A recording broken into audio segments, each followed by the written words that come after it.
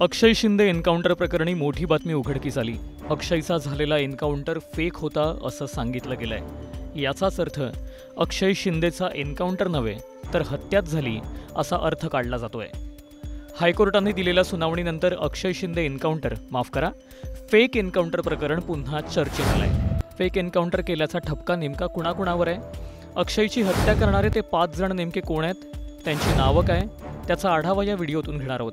त्यामुळे हा व्हिडिओ शेवटपर्यंत पहा आणि टाइम्स नाऊ मराठीच्या यूट्यूब चॅनलला सबस्क्राईब करायला विसरू नका।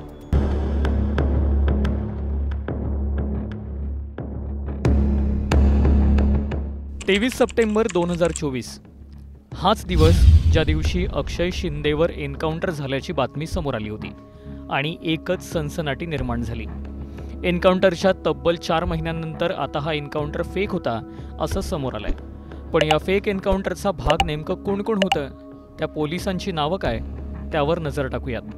वरिष्ठ पोलीस निरीक्षक ठाणे क्राईम ब्रांच संजय शिंदे, सहाय्यक पोलीस निरीक्षक निलेश मोरे, मुख्य हवालदार अभिजित मोरे, हवालदार हरीश तावडे आणि पोलीस व्हॅनचा ड्रायव्हर अशा 5 जणांवर अक्षय शिंदेच्या फेक एन्काउंटरचा ठपका ठेवण्यात आलाय।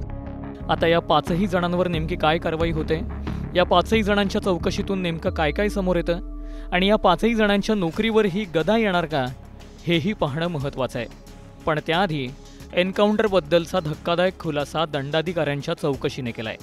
दंडाधिकाऱ्यांच्या रिपोर्टनुसार पिस्तुलावर अक्षय शिंदेच्या बोटांचे ठसेच नव्हते, तर फॉरेन्सिक लॅबने दिलेल्या रिपोर्टनुसार आरोपी अक्षय शिंदेच्या वडिलांनी केलेल्या आरोपातही तथ्य असल्याचं सांगण्यात आलंय।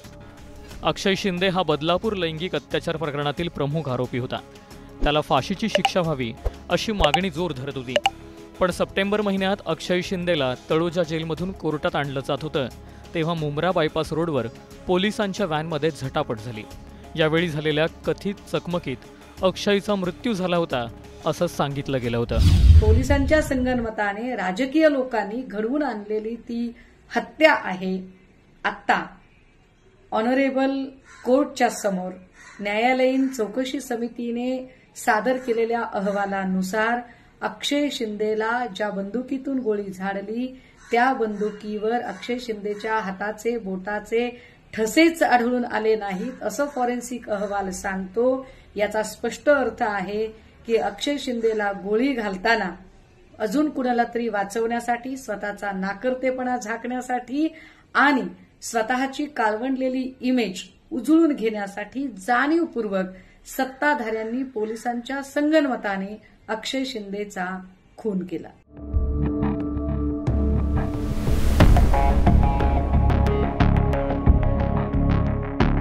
डायरेक्ट गोली डाल के उसको मार दिया और ऊपर से बोलेगा कि उसने फायरिंग किया करके। वो बच्चा फटाकड़ी जलाने को नहीं आता, गाड़ी नहीं चलाने को आता, इतना बड़ा बंदूक लेगा?